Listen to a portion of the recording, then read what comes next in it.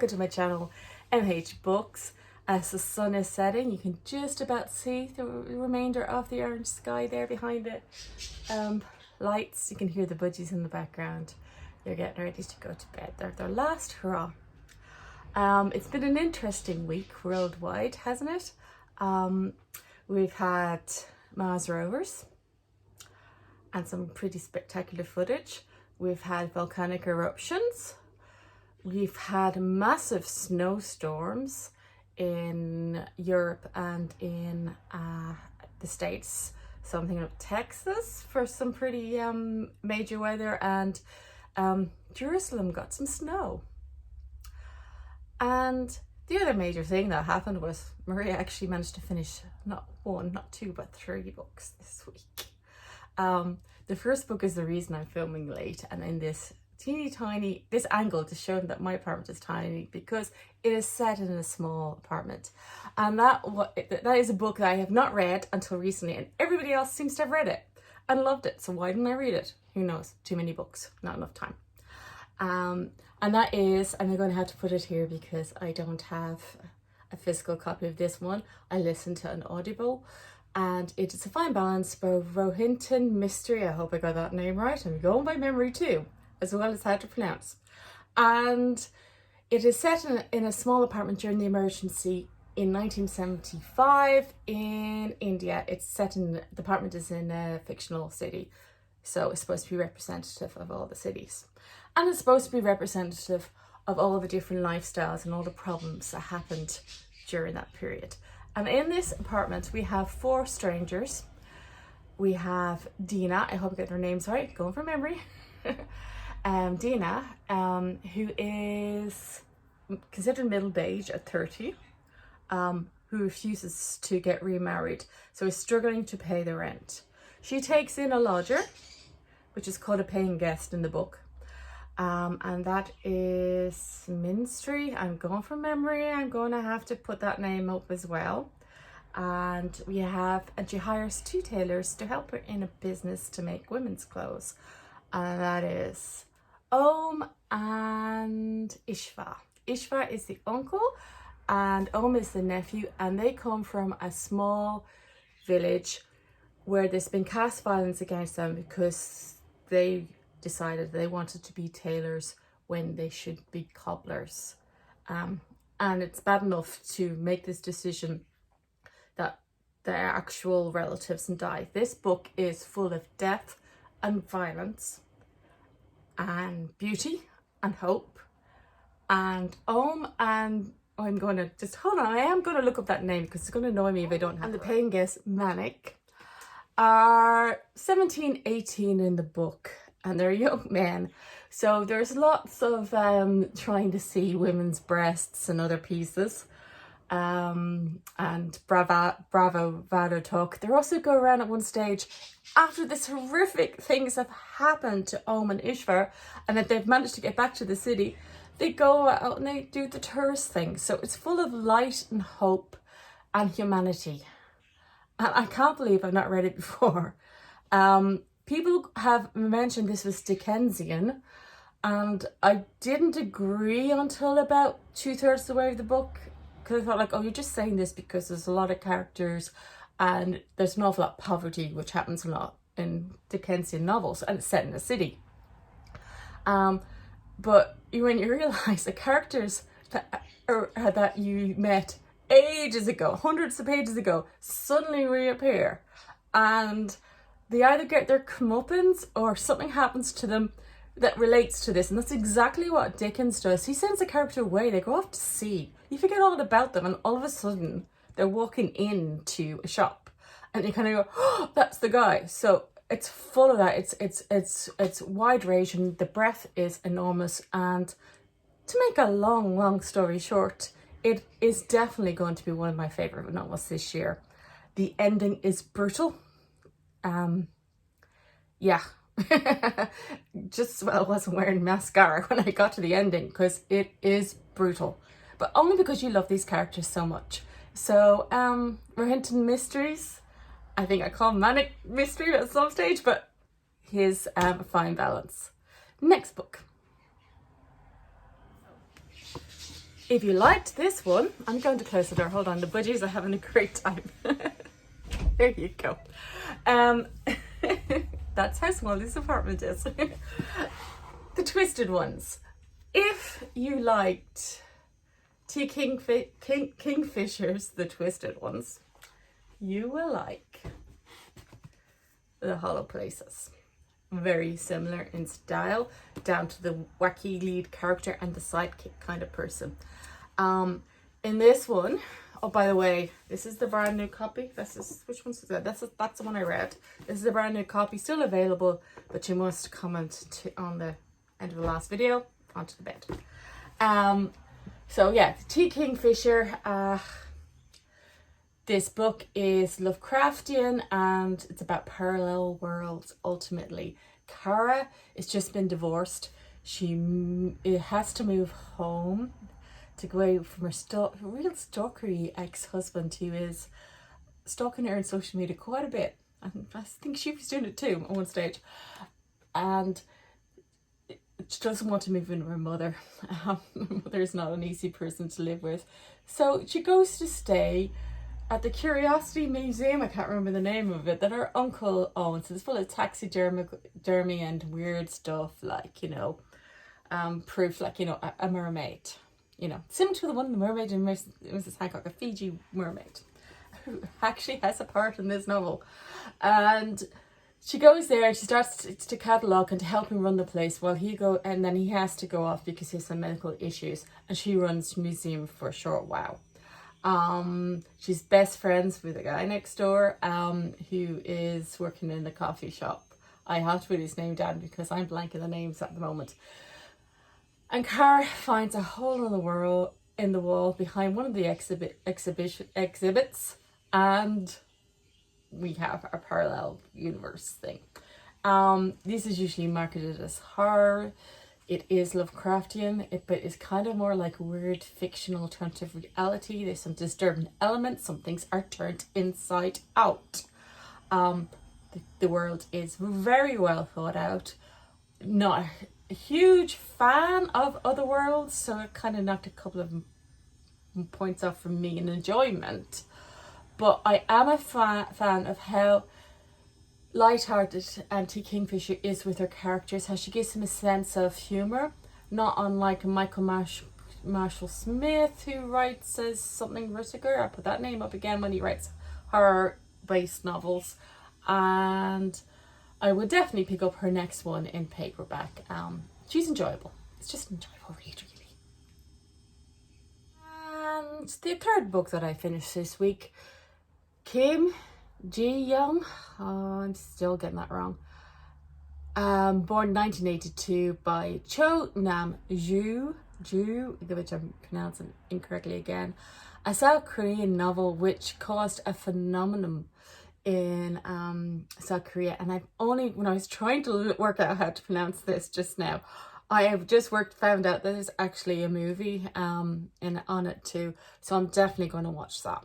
And that reminds me, actually, one of the thoughts that came through my head when I read this was the Dolly Parton movie 9 to 5, and how this book takes a different approach to some of the similar issues. So the premise of the book, if you're not familiar with it and haven't read it yet, is Jiyoung is basically, it's a fictionalized story of her life, but she's supposed to represent every woman that, that be an amalgam of women that would be in their 30s at the moment in South Korea, and just the everyday sexism that they face. The way that Cho Nam-ju, and I'm sorry about screwing up that name, goes about the book is she makes it almost like a factual memoir with there's, I won't find one, yeah, there's one with little footnotes below where she proves nicely and quietly about sexism within South Korea. So she does it rather than doing an emotive story where you get behind the characters. She does it in a quite almost factual, like this is a piece, like this is fact. It is fact. And she does it quietly, so there's no emotion behind it. so that the cold hard facts are seen. So I would be very interested to see the movie of this, because obviously that would just, hopefully, they would just take it as a fictional bent. I gave this 5 stars, but personally, I see where she went with this and the reasons why she chose this format. And it's clever to do it this way, with a fictional story, to make it sound like a piece of prose, an essay, that's the word I'm looking for. But I would actually like more fictionalized stories, so I would be a stronger fan of The Vegetarian. If you like The Vegetarian, by the way, and it was too graphically violent for you, you're going to love this one then, because there's no violence in this one, at least. But I would be more of a fan if I come from Korean literature. If we come from, say, feminist stories. The one that I recently found out a couple of months ago was 9 to 5, the Dolly Parton movie, was based on a real movement. And if you've ever watched it, if you haven't watched it, you should. It's very, very funny. But it also caused a phenomenon for secretaries in the States. And I think that's filmed either the 70s or very early 1980s, probably early 1980s. Yeah, it would be the early 1980s, 95. And that caused a phenomenon too when that was released into movie theatres in the States, because there was a movement there where women were secretaries in offices and weren't getting any further. There was no promotional values. They're being treated like little girls.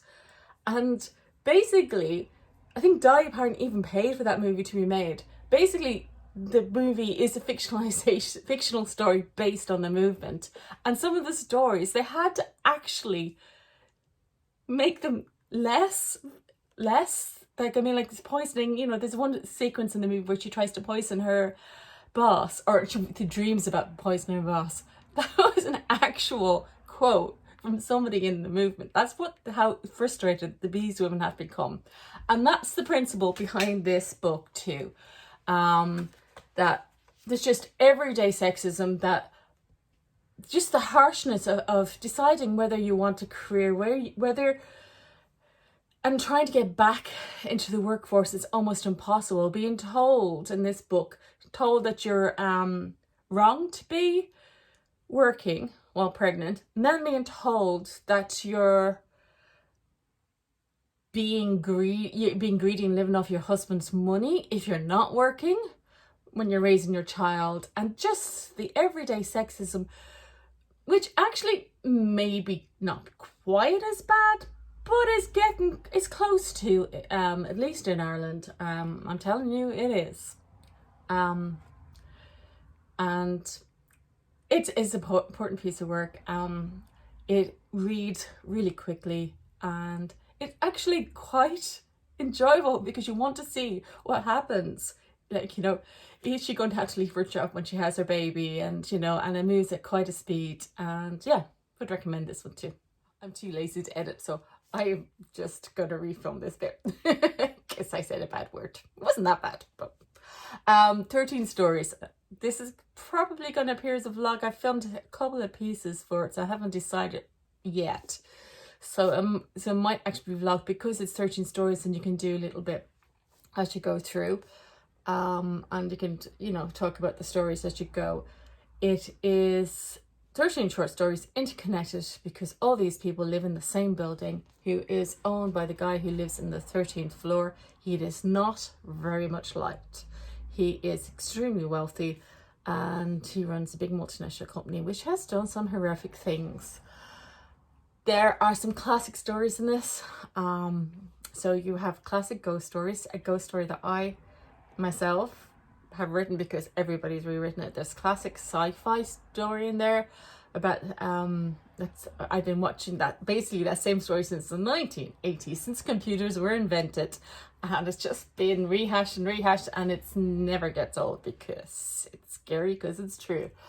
But all of these stories are linked by the building itself, and something bad is happening in this building. Something is very bad, and it's connected to the owner who lives on the 13th floor. So what will I be reading?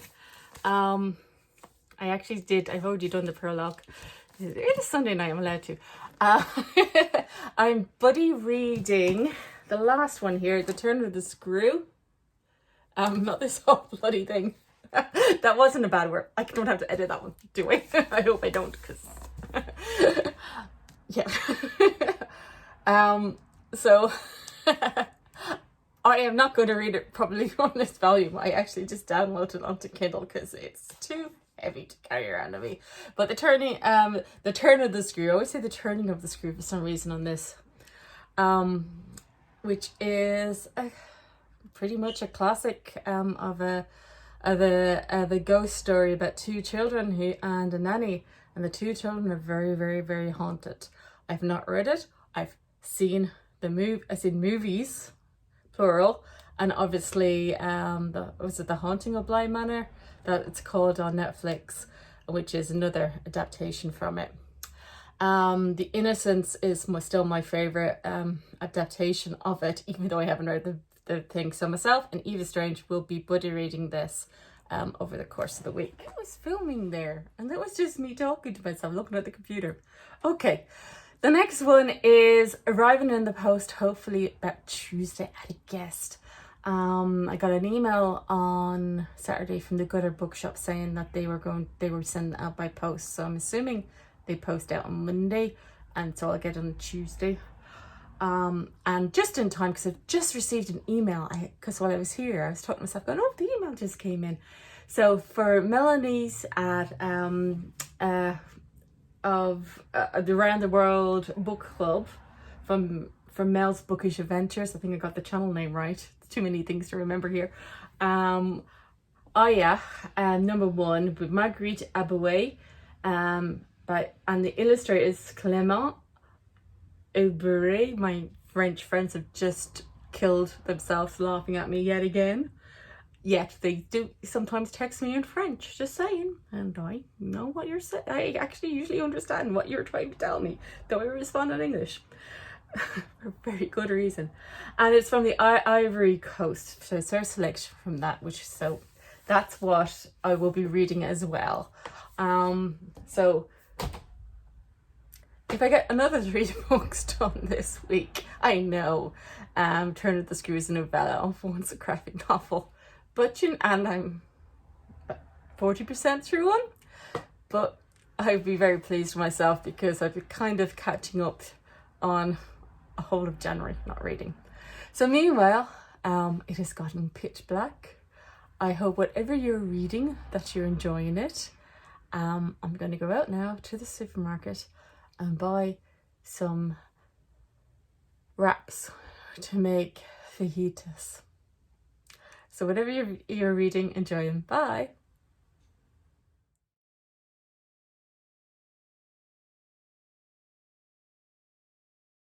Second written, to be honest, I'm gonna have to bleep that out. No, I really have to edit. This is really silly of me. Yeah, the budgie thinks it's silly too. Now I have to edit this.